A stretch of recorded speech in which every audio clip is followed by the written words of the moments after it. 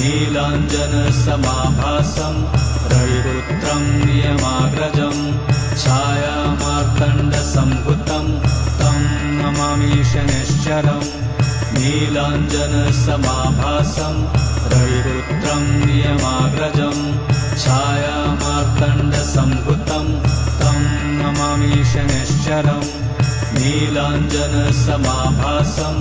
रविपुत्रं नियमाग्रजं छायामार्तण्डसम्भुतं तं नमामि शनैश्चरम् नीलाञ्जनसमाभासं